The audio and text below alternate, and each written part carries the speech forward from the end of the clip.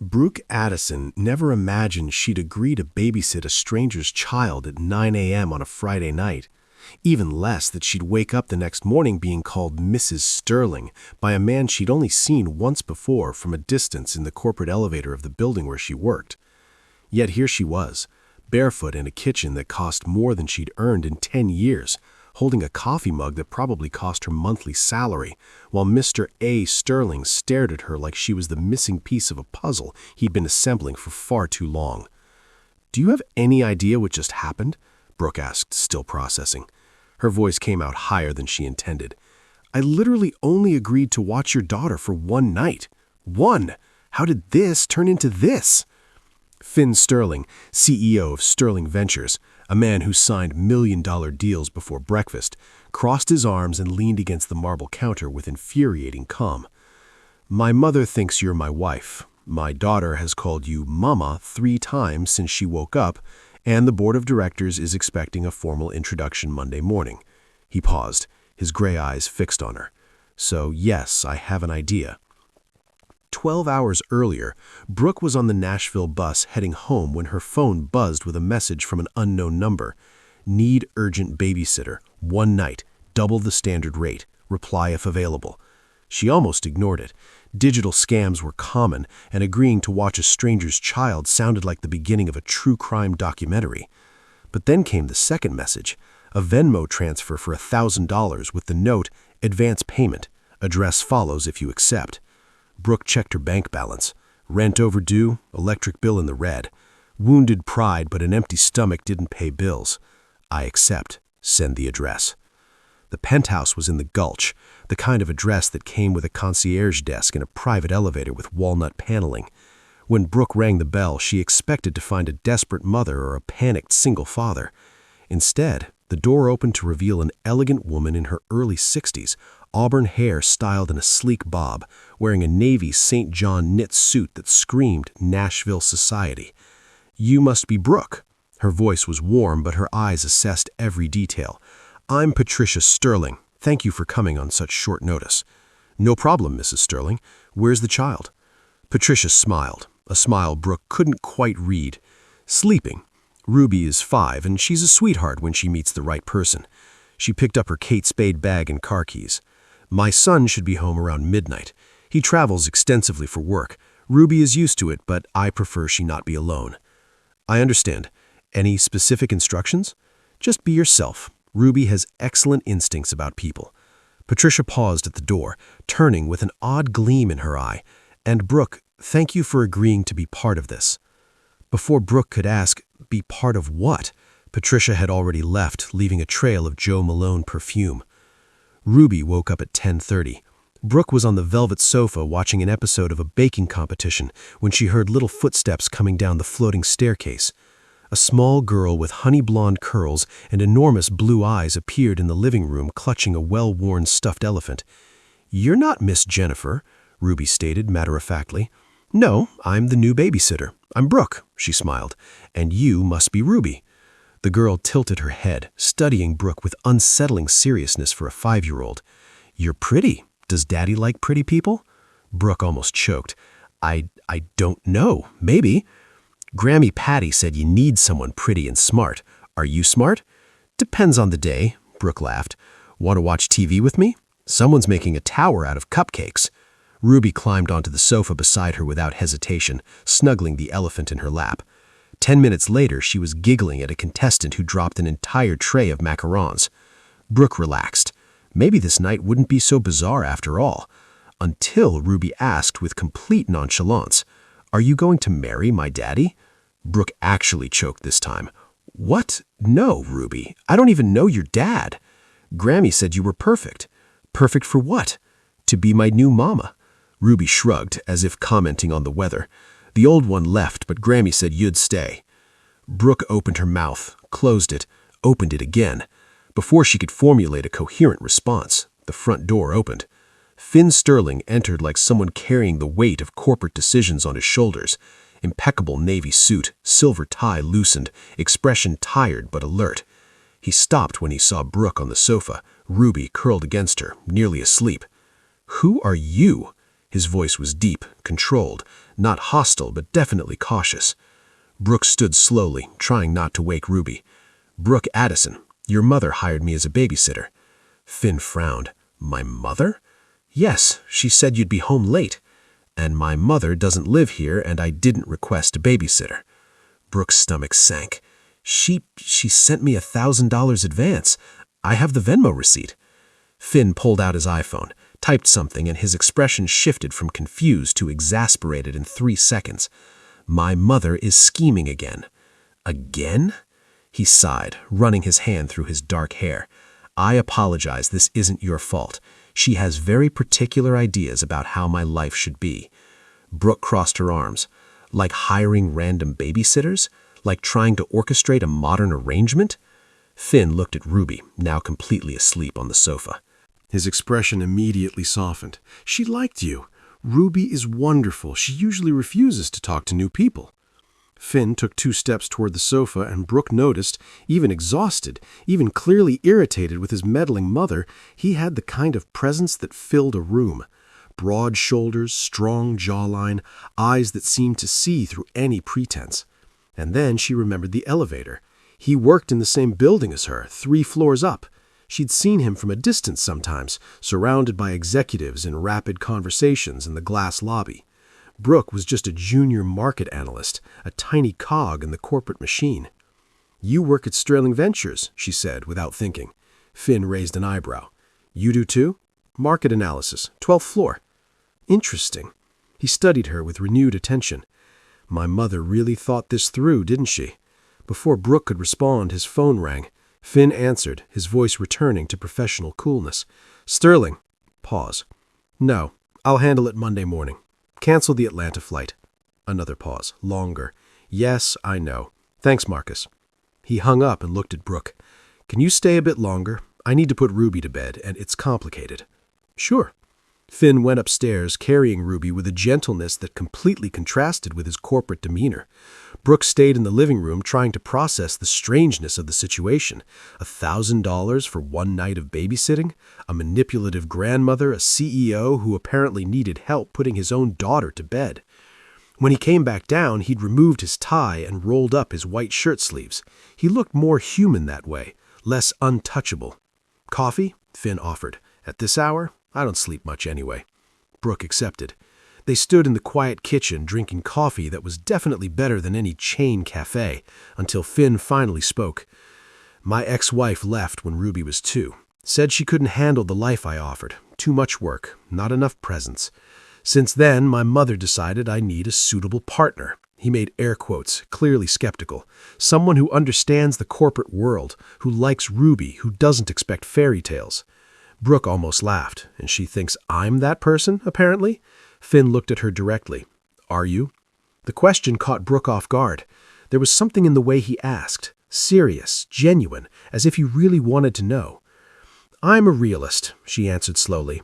"I don't believe in Prince Charming, but I believe in decent people and in not using children as pawns." Finn almost smiled. "Almost. You just described my mother perfectly." Brooke laughed. "She seems determined. She's strategic, like me." He took another sip of coffee. "Thank you for tonight. Really, I know it was strange." "It was." Brooke placed the empty mug in the sink. "But Ruby is worth it." "She is." His voice softened again. "Just for a second. Could you come back? Not as my mother's scheme, just Ruby connected with you, and I need someone reliable." Brooke should have said no, should have taken the $1,000 and disappeared. But there was something in the way Finn looked at her. Tired, honest, no games, that made her hesitate. "Okay, but no arranged marriage deal." Finn extended his hand. "Deal?" They shook hands. His was warm, firm, and Brooke ignored the shiver down her spine when their fingers touched. She should have been suspicious when she woke up on the sofa at 7 in the morning. Finn had insisted it was too late and unsafe for her to go home alone by rideshare. She should have been suspicious when Ruby ran downstairs in purple pajamas and shouted "Mama" when she saw her in the kitchen. But she only understood the full extent of the problem when Patricia Sterling walked through the door with a bag of croissants from the French bakery downtown, smiling like someone who just won the lottery, and announced loud enough for the entire floor to hear, "Ruby, sweetheart, I'm so glad your new mama is already settling in." Finn came downstairs at that moment in gray Vanderbilt sweatpants and a white t-shirt, hair messy, and Brooke saw on his face the same expression she probably had. We've been played. Now what? Brooke had exactly 3 seconds to process what was happening before Ruby launched herself across the kitchen and wrapped her small arms around Brooke's waist. "Mama's here! Mama's here!" Ruby squealed, jumping up and down. "Grammy, did you bring the chocolate croissants? Mama loves chocolate." Brooke's brain short-circuited. She looked at Patricia, who was still smiling, that infuriatingly serene smile. Then at Finn, who'd frozen on the stairs like a deer caught in the headlights. Then back at Ruby, whose face was full of pure joy that Brooke's heart cracked a little. "Ruby, sweetie," Brooke started. "Oh, don't be modest." Patricia sailed into the kitchen, setting the bakery bag on the counter. "Finn finally told me the wonderful news last night. I'm just thrilled you two decided to make it official." "We didn't," Finn began, coming down the stairs. I know you wanted it kept private." Patricia waved her hand dismissively. "But really, darling, you can't expect me not to celebrate. Brooke is absolutely perfect for you. I knew it the moment I met her." Brooke's mouth opened and closed like a fish. "Mrs. Sterling, there's been a misunderstanding. Please call me Patricia or Mom if you're comfortable with that." Patricia beamed. "Now, I've already called the country club. We can have the engagement party next Saturday. Nothing too elaborate, just close friends and family. Maybe 150 people." 100! And Brooke choked. Finn finally found his voice. "Mother, stop." Something in his tone made Patricia pause. She looked between them, her smile dimming slightly. "What's wrong?" "Brooke is not my wife or my fiancée. She was the babysitter you hired last night." Patricia's expression didn't change.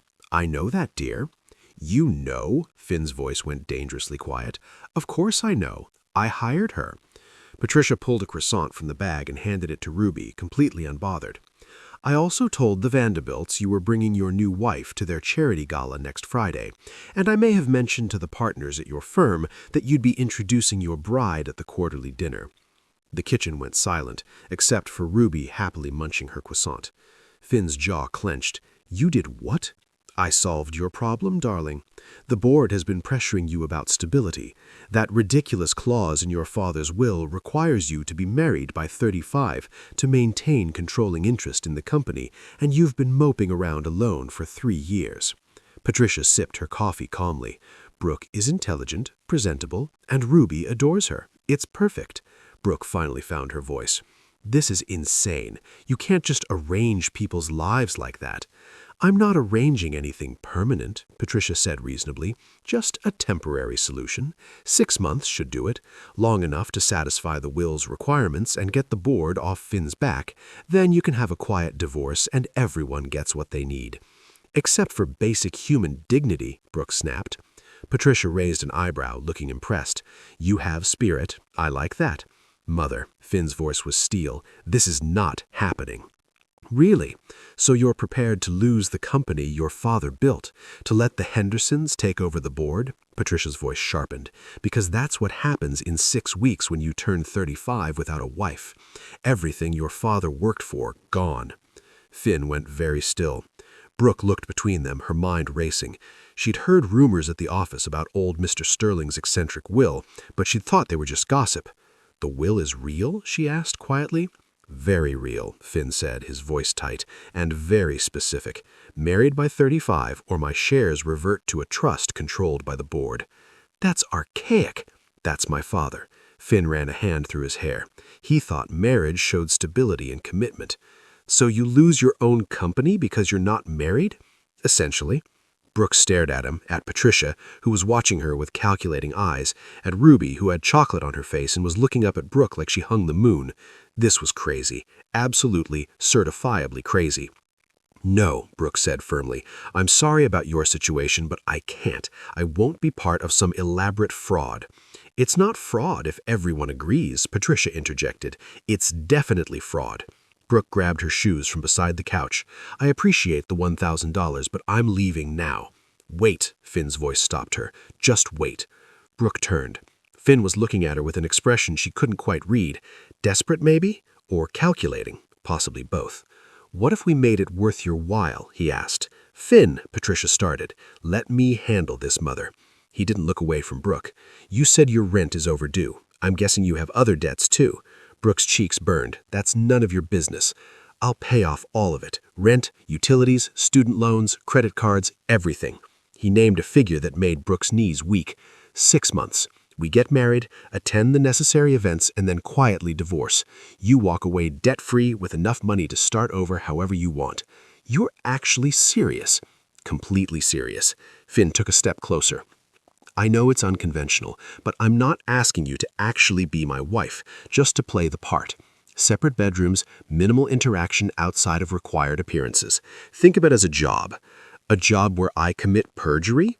A job where you help someone keep their family legacy while securing your own financial future, Patricia corrected smoothly.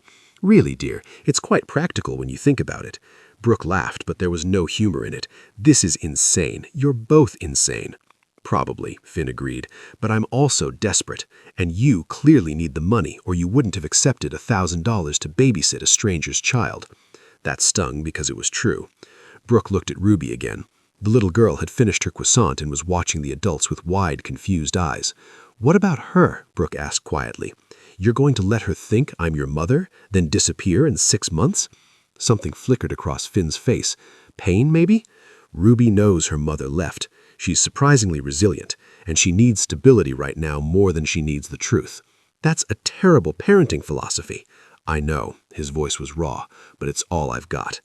The honesty caught Brooke off guard. She had expected arrogance, entitlement, not this quiet exhaustion. I need to think, she said finally. Of course. Finn pulled a business card from his wallet and wrote something on the back. My personal cell. Call me by tomorrow night. Brooke took the card, their fingers brushing again. That same electric jolt. She definitely needed to leave. Brooke made it to the door before Ruby's voice stopped her. Are you coming back? She turned. Finn was looking at her with an expression she couldn't quite read. Desperate, maybe? Or calculating? Possibly both. What if we made it worth your while? He asked. Finn, Patricia started. Let me handle this, Mother. He didn't look away from Brooke. You said your rent is overdue. I'm guessing you have other debts, too. Brooke's cheeks burned. That's none of your business. I'll pay off all of it. Rent, utilities, student loans, credit cards, everything. He named a figure that made Brooke's knees weak. 6 months. We get married, attend the necessary events, and then quietly divorce. You walk away debt-free with enough money to start over however you want. You're actually serious. Completely serious. Finn took a step closer. I know it's unconventional, but I'm not asking you to actually be my wife, just to play the part. Separate bedrooms, minimal interaction outside of required appearances. Think of it as a job. A job where I commit perjury? A job where you help someone keep their family legacy while securing your own financial future, Patricia corrected smoothly. Really, dear, it's quite practical when you think about it. Brooke laughed, but there was no humor in it. This is insane. You're both insane. Probably, Finn agreed, but I'm also desperate, and you clearly need the money or you wouldn't have accepted $1,000 to babysit a stranger's child. That stung because it was true. Brooke looked at Ruby again. The little girl had finished her croissant and was watching the adults with wide, confused eyes. What about her? Brooke asked quietly. You're going to let her think I'm your mother, then disappear in 6 months? Something flickered across Finn's face. Pain, maybe? Ruby knows her mother left. She's surprisingly resilient, and she needs stability right now more than she needs the truth. That's a terrible parenting philosophy. I know, his voice was raw, but it's all I've got. The honesty caught Brooke off guard. She'd expected arrogance, entitlement, not this quiet exhaustion. I need to think, she said finally. Of course. Finn pulled a business card from his wallet and wrote something on the back. My personal cell. Call me by tomorrow night. Brooke took the card, their fingers brushing again. That same electric jolt. She definitely needed to leave. Brooke made it to the door before Ruby's voice stopped her. Are you coming back? She turned. Finn was looking at her with an expression she couldn't quite read. Desperate, maybe? Or calculating? Possibly both. What if we made it worth your while? He asked. Finn, Patricia started. Let me handle this, Mother. Was standing in the hallway, clutching her stuffed elephant, looking so small and hopeful that Brooke's carefully constructed walls cracked a little more. I don't know, sweetie. Grammy said you were staying. Grammy was wrong about a lot of things. Ruby considered this with 5-year-old seriousness. Daddy needs help. He's sad a lot. Brooke's heart squeezed. I know, honey. Will you help him? How was she supposed to answer that? Brooke crouched down to Ruby's level. Sometimes grown-ups have complicated problems that don't have easy answers. That's what Daddy says when he doesn't want to explain something. Despite everything, Brooke laughed. He's right. It is complicated. Ruby hugged the elephant tighter. I liked having you here. You smell nice, like cookies. That's my shampoo. So, can you come back and bring more of the cookie smell? Brooke felt her resolve wavering dangerously. We'll see, Ruby. Okay. Ruby suddenly threw her arms around Brooke's neck in a fierce hug. Bye, Mama. Brooke's eyes stung. She carefully extracted herself and stood up, not looking at Finn or Patricia. I'll call you, she managed, and fled. Brooke spent the entire bus ride home trying to convince herself this was a terrible idea. It was fraud, it was dishonest, it was using a child as a pawn in some corporate chess game. It was also enough money to pay off 5 years of student loans, clear her maxed-out credit cards, and actually have savings for the first time in her adult life. She unlocked her apartment, a studio in a sketchy neighborhood where she could hear her neighbors arguing through the walls, and looked around at her life. Thrift store furniture, a laptop held together with duct tape, ramen noodles for dinner 3 nights a week. She worked so hard to get her degree, had done everything right, and she was still drowning. Brooke pulled out Finn's card and stared at the number he'd written. 6 months. That's all it would be. 6 months of playing dress-up at fancy events, living in that gorgeous penthouse, and then walking away with enough money to actually build the life she wanted. What did she have to lose? Her integrity? That wouldn't pay the electric bill. Her phone buzzed. A text from an unknown number. The offer stands. No pressure, but if you're interested, we can discuss terms. Finn. Brooke stared at the message for a long moment. Then she looked around her apartment again, at the leak in the ceiling she couldn't afford to fix, at the eviction notice she'd shoved in a drawer. She typed back before she could overthink it. I want to discuss terms. Tomorrow, 10 a.m., neutral location, coffee shop on Broadway. The response came immediately. Deal, I'll be there. Brooke dropped the phone on the couch and wondered what she'd just agreed to. The next morning, Brooke arrived at the coffee shop 15 minutes early and ordered the cheapest thing on the menu, black coffee. She claimed a corner table and tried to look like she wasn't about to negotiate a fake marriage with a billionaire CEO. Finn arrived exactly on time, looking devastating in dark jeans and a charcoal Henley that showed off shoulders that had no business being that distracting. Focus, Brooke, he ordered. He ordered some complicated espresso thing and sat down across from her. You came, he said. I said I would. I know, but I half expected you to change your mind. He studied her. You're more principled than most people I know. I'm also more broke than most people you know, so here we are. A small smile. Here we are. They sat in silence for a moment. Around them, the coffee shop hummed with Saturday morning energy, students studying, couples laughing, normal people living normal lives. I need ground rules, Brooke said finally, if we're doing this. Of course. She pulled out her phone and opened her notes app. First, everything in writing. Actual contract reviewed by a lawyer. My own lawyer, not one of yours. Agreed. I'll pay for your legal representation. Second, separate bedrooms, completely separate, with locks. Already planned on it. Third, I want half the money up front, the rest when the 6 months are done. Finn hesitated. That's a lot of trust. You're asking me to lie to everyone I know and marry a stranger. Trust goes both ways. He considered, then nodded. Fair. Half up front. Brooke added to her list. Fourth, Ruby. We need to be honest with her, or as honest as we can be. I won't let her think I'm abandoning her when this ends. Finn's expression softened. Agreed. We'll figure out how to handle that gently. Fifth, if at any point this gets too weird or uncomfortable, either of us can walk away, no penalties. That defeats the purpose of the contract. That's the deal. Take it or leave it. Finn studied her for a long moment. You drive a hard bargain. I'm about to sell 6 months of my life. I think I'm entitled. You are. He extended his hand. Deal. Brooke looked at his hand. Strong, elegant fingers, no wedding ring yet. She shook it. Deal. His grip was warm and firm, and Brooke tried to ignore the way her pulse jumped. "So," Finn said, releasing her hand, "when should we get married?" Brooke laughed, slightly hysterical. "That's a sentence I never thought I'd hear. Welcome to my world." He pulled out his phone. "My assistant can arrange everything. City Hall next Friday. Quick, simple, no fuss. Your mother will have a fit. My mother created this situation. She can deal with it." Consequences. Finn typed something. "I'll have the contracts drawn up by Wednesday. You can take them to your lawyer, review everything, and we'll sign Friday morning before the ceremony." This is really happening. Apparently Finn looked at her, and for a moment his mask slipped. She saw exhaustion there, and something that looked like gratitude. "Thank you, Brooke. Truly, I know this is unconventional." "That's putting it mildly." "Still, thank you." Brooke nodded, not trusting her voice. She just agreed to marry a stranger. What could possibly go wrong? Wednesday arrived faster than Brooke expected, bringing with it a stack of legal documents thick enough to stop a door, and a lawyer who looked at her like she'd lost her mind. "Let me get this straight," Jennifer Park said, flipping through the contract for the third time. "You're marrying a billionaire CEO you barely know, living with him for 6 months, and then divorcing, all for money?" "When you say it like that, it sounds terrible." "That's because it is terrible," Jennifer highlighted another clause. "Though I have to admit this contract is ironclad. Separate finances, separate bedrooms, clear dissolution terms. He's thought of everything." "Is it legal?"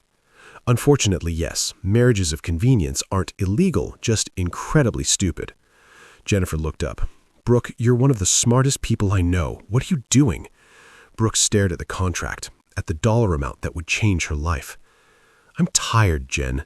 Tired of eating ramen, tired of choosing between rent and electricity, tired of working myself to death and still drowning. So you're selling yourself to a stranger?" "I'm accepting a business arrangement that happens to involve a marriage license." Brooke met her friend's eyes. 6 months, that's all. Then I'm free, and I actually have a future." Jennifer sighed. "You're sure about this?" "No, but I'm doing it anyway." "Then let me at least add some protection clauses." Jennifer pulled out a red pen. "If he violates any terms of the agreement, you get double the payout. And I want a clause about emotional distress compensation if this goes sideways." "You really think it will?" "I think you're playing with fire," Jennifer started writing. "But if you're going to burn, you might as well get paid for it." Friday morning dawned gray and drizzly, which felt appropriate for a fake wedding. Brooke stood in her tiny bathroom, staring at the simple white dress she'd bought on clearance. Nothing fancy, just a knee-length sheath dress with 3/4 sleeves. She'd paired it with nude heels from Target and the single strand of pearls her grandmother had left her. She looked like someone going to a business meeting, not a wedding. Perfect. Her phone buzzed. A text from Finn. "Car's downstairs. Take your time." Brooke grabbed her small suitcase. Everything she owned fit in 2 bags, which was depressing, and headed down. The black town car waiting at the curb looked out of place in her neighborhood. The driver, an older man with kind eyes, took her bags without comment. "Good morning, Miss Addison. I'm Robert. I'll be your driver whenever you need one." "I have a driver now?" "You're about to be Mrs. Sterling." Robert smiled. "You have a lot of things now." The drive to City Hall was quiet. Brooke watched Nashville slide past the window, wondering if she was making her biggest mistake of her life. They pulled up to the courthouse and Brooke's stomach flipped. Finn was already there, standing on the steps in a charcoal suit that probably cost more than her car. When he saw her, something flickered across his face. Surprise, maybe? Or appreciation? "You look nice," he said as she approached. "You sound surprised." "I wasn't sure what to expect." He offered his arm. "Ready?" "Absolutely not." "Good. Me neither." His mouth quirked. "Let's get married." The ceremony took 12 minutes. 12 minutes to sign papers that would bind her to a stranger for 6 months. The officiant, a cheerful woman named Susan, clearly thought they were just another couple opting for a simple ceremony. "Do you, Finn Alexander Sterling, take Brooke Michelle Addison to be your lawfully wedded wife?" Finn's voice was steady. "I do." "And do you, Brooke Michelle Addison, take Finn Alexander Sterling to be your lawfully wedded husband?" Brooke's mouth went dry. She looked at Finn, who was watching her with those intense gray eyes. No pressure in his expression, just waiting. She could still walk away. But then she thought of her eviction notice, her maxed-out credit cards, the life she was so desperately tired of living. "I do," she whispered. "Then, by the power vested in me by the state of Tennessee, I now pronounce you husband and wife." Susan beamed. "You may kiss the bride." Brooke and Finn stared at each other. They hadn't discussed this part. "We don't have to," Brooke started. Finn leaned in and pressed a quick, chaste kiss to a cheek. "For appearances," he murmured. But even that brief contact sent electricity down her spine. Susan handed them the marriage certificate. "Congratulations! Wishing you both a lifetime of happiness." Brooke managed to smile. A lifetime, right? More like 6 months. They walked out of City Hall as husband and wife, which was possibly the strangest sentence Brooke had ever thought. "So," Finn said as they reached the car, "I should probably tell you that my mother is planning a celebration dinner tonight." Brooke stopped walking. "Tonight? She's persistent." "I tried." Put her off, but she's Patricia Sterling and doesn't take no for an answer. Exactly. Finn had the grace to look apologetic. It'll just be her, us, and Ruby. Small, intimate, relatively painless. You forgot terrifying. That too. He opened the car door for her. "I promise, after tonight, we can establish boundaries." Brooke slid into the car. "Your mother doesn't seem like someone who respects boundaries. She's not—" Finn got in beside her. "But she's also not cruel. Manipulative, yes. Controlling, absolutely. But she genuinely thinks she's helping by forcing her son into a fake marriage. In her mind, she's saving the family legacy and getting Ruby a mother figure. It's very efficient." Despite herself, Brooke laughed. "Your family is bizarre. You have no idea." Finn settled back in the seat. "Robert, take us home." Home?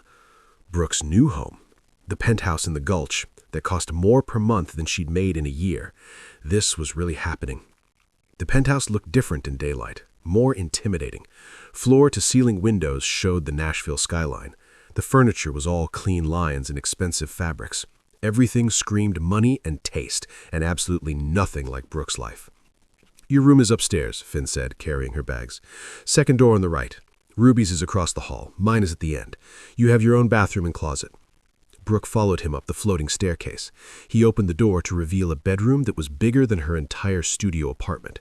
A king-size bed with white linens, sitting area with a velvet sofa, enormous windows with gauzy curtains, a door that led to a bathroom with a soaking tub and a shower that had more jets than seemed necessary. "This is too much," Brooke breathed. "This is yours for the next 6 months." Finn set her bags down. "Make it comfortable. Change anything you want. Patricia already stocked the closet with clothes she thought you'd need." "She what?" "Gala dresses, cocktail dresses, casual wear, all in your size." At Brooke's expression, Finn added, "She's thorough. Probably had someone from your office pull your measurements from the company records." "That's not creepy at all." "Welcome to the Sterling family." Finn moved toward the door. "I'll let you settle in. Dinner is at 7. "Finn," Brooke called. He turned. "Thank you for not making this weirder than it has to be." Something softened in his expression. "We're in this together. Might as well make it bearable." He left, closing the door quietly behind him. Brooke sank onto the bed, which was ridiculously comfortable, and stared at the ring on her finger, a simple platinum band that Finn had produced at City Hall. Nothing flashy, but clearly expensive. She was married to a man she'd known for less than a week. What had she done?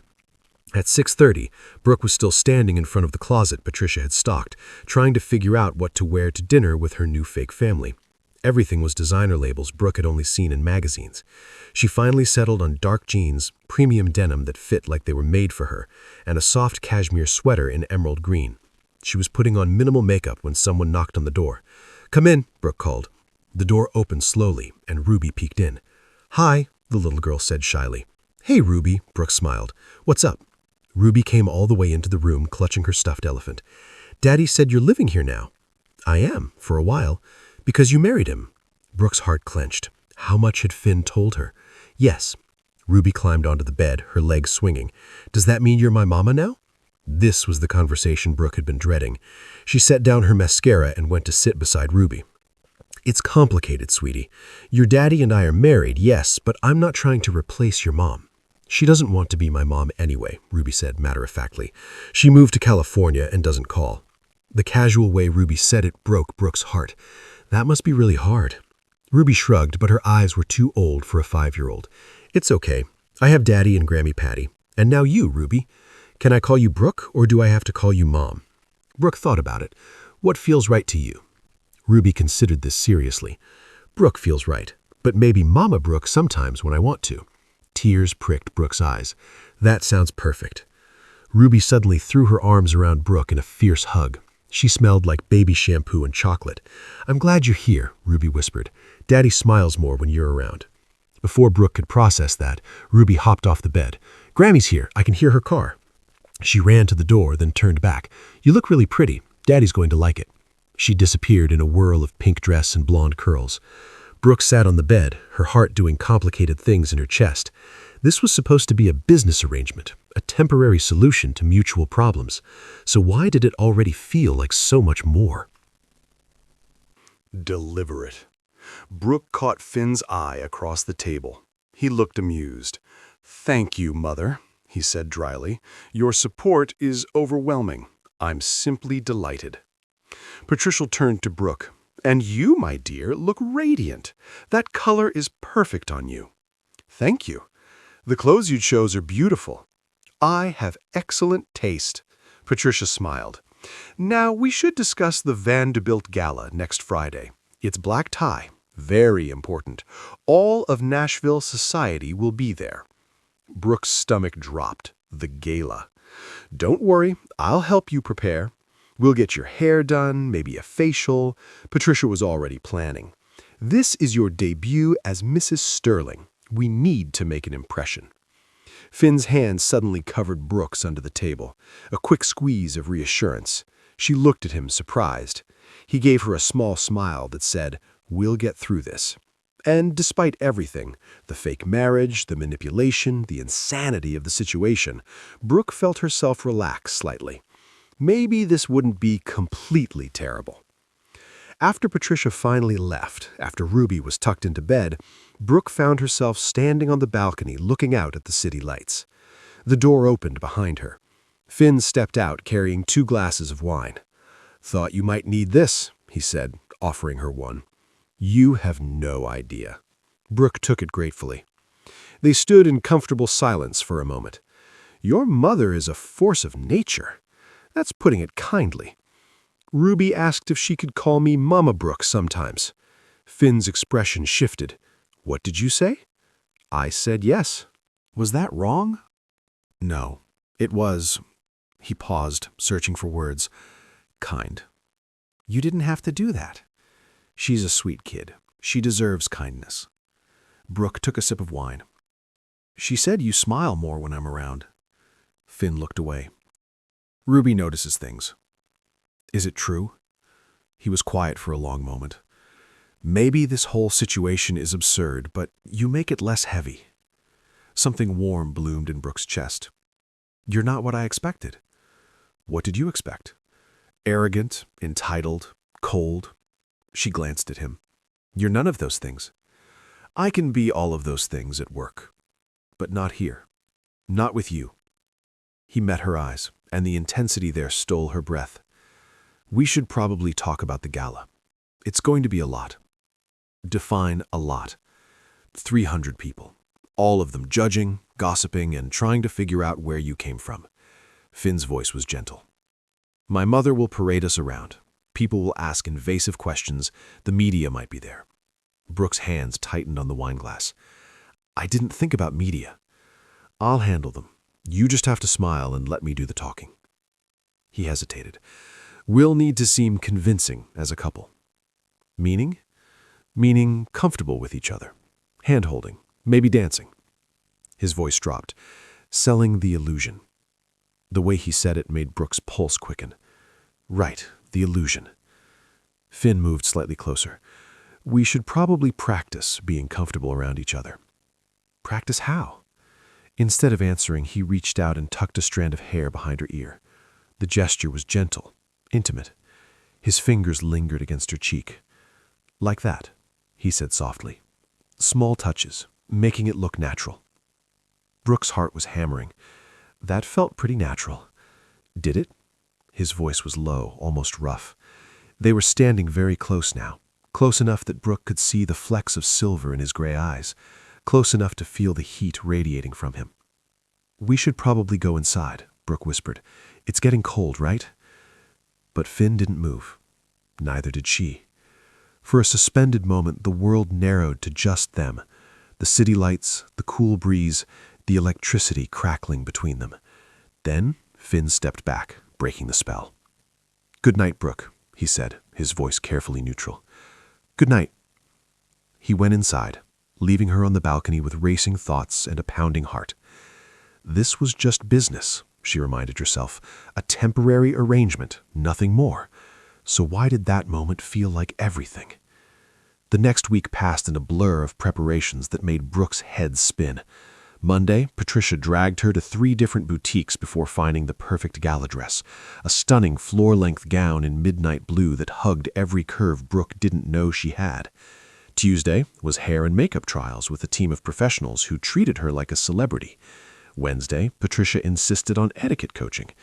"You're not Cinderella," Patricia said over lunch at the country club. "You're a confident woman who happens to have married well.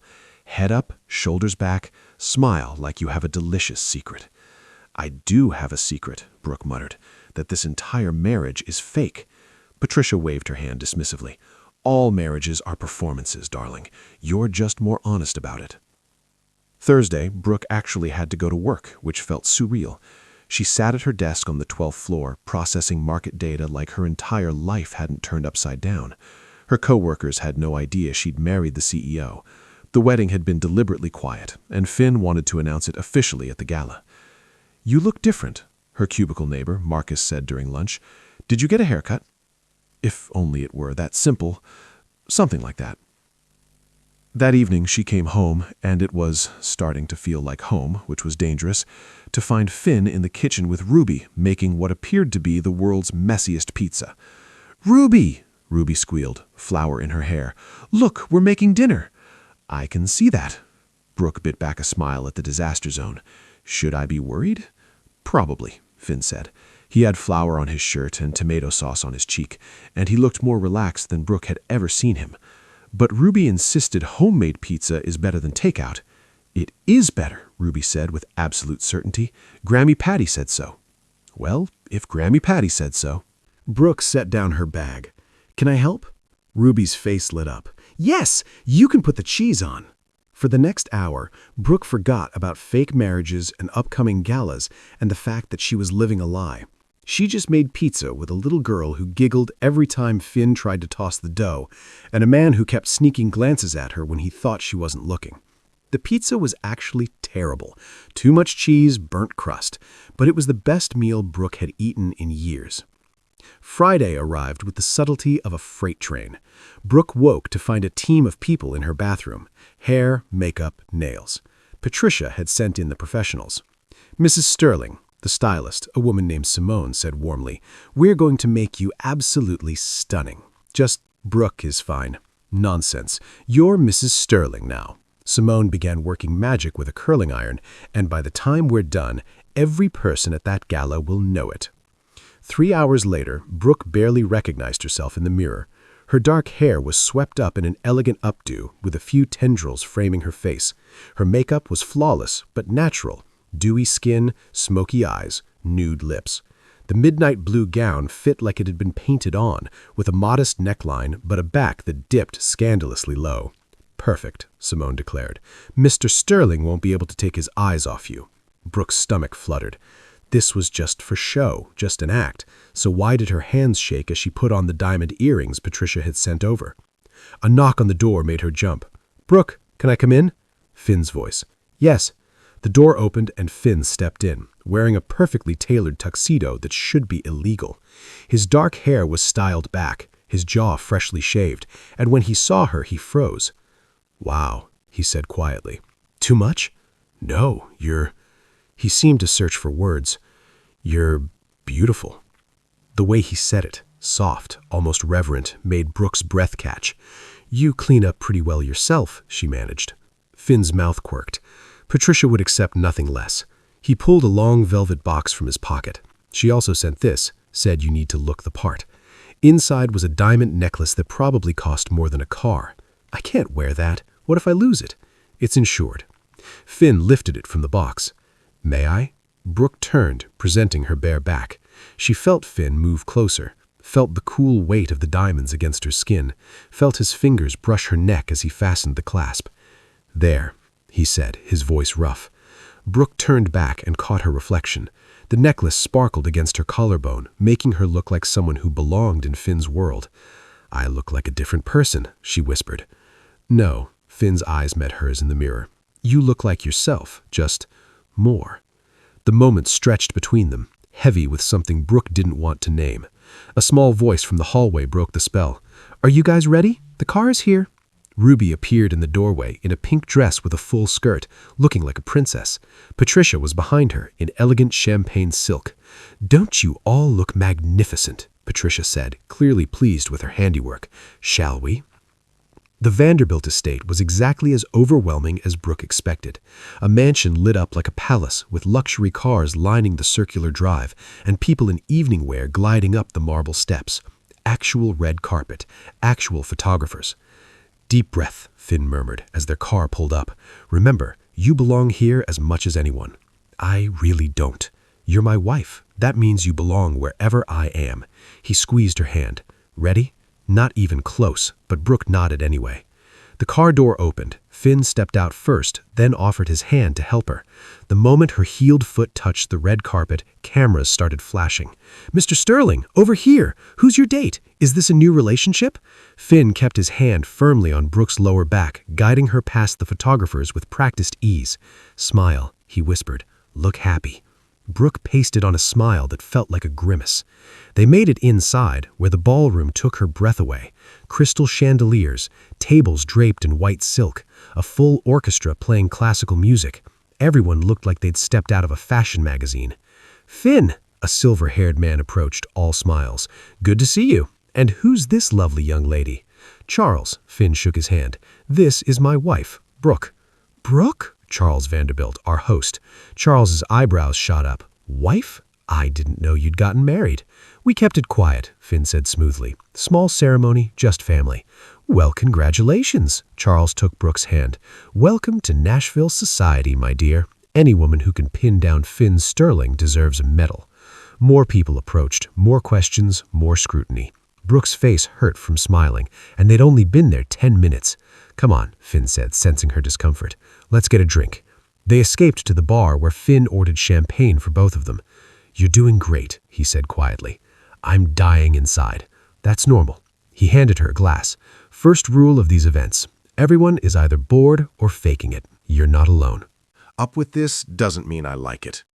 Finn's eyes scanned the crowd. I see at least 12 people I'd rather avoid and 3 business rivals who will definitely try to corner me. Sounds fun. It's torture. He looked at her, and his expression softened. But at least I have good company this time. Before Brooke could respond, Patricia materialized with Ruby in tow. There you are. The Hendersons want to meet Brooke. Come, come. She was already steering them across the ballroom. The next hour was a whirlwind. Patricia introduced them to what felt like hundreds of people, board members, society wives, business partners. Everyone wanted to know about the mysterious woman who'd married Finn Sterling. How did you meet? Asked a woman dripping in pearls. At work, Brooke said, sticking to the story they'd rehearsed. We kept running into each other and he just swept you off your feet, another woman gushed. Brooke glanced at Finn, who was watching her with an unreadable expression. Something like that. It's so romantic, a third woman sighed. A modern fairy tale. If only they knew. By the time dinner was served, Brooke's feet hurt and her face ached from smiling. She and Finn were seated at a table with several board members and their spouses, clearly Patricia's strategic placement. So, Brooke, said one of the board members, a stern-looking man named Richard, what do you do?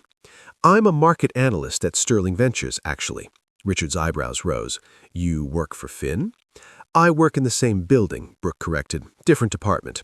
How convenient. His tone suggested he didn't think it was convenient at all. Under the table, Finn's hand found hers, squeezing gently. A silent message.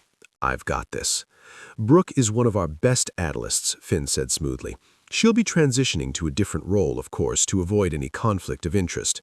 This was news to Brooke, but she kept her expression neutral. Of course, Richard said, though he didn't sound convinced. And the wedding was quite sudden, wasn't it? When you know, Finn said. His thumb traced circles on Brooke's palm, and she wasn't sure if it was for show or something else. Why wait? Indeed, Richard's wife, a kind-looking woman named Helen, smiled. I think it's wonderful. Finn has been alone too long.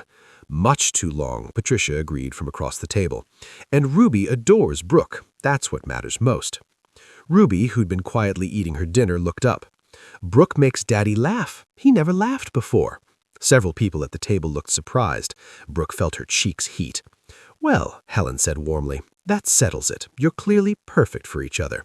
If only that were true. After dinner, the orchestra began playing waltzes and couples moved to the dance floor. We should dance, Finn said quietly. People will expect it. Brooke's stomach nodded. I'm not a great dancer. I'll lead. Just follow me. He stood, offering his hand.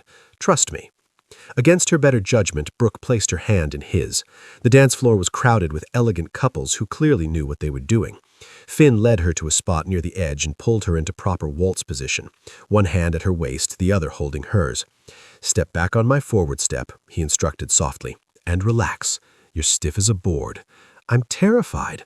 I won't let you fall. His gray eyes held hers. Ready? The music swelled and they began to move. Brooke stumbled at first, stepping on Finn's foot twice, but he guided her patiently, murmuring instructions until she found the rhythm. Soon they were gliding across the floor and Brooke forgot to be nervous. See, Finn said, you're a natural.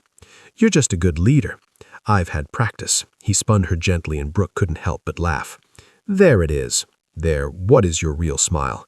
Not the polite society smile you've been wearing all night. His hand tightened slightly at her waist.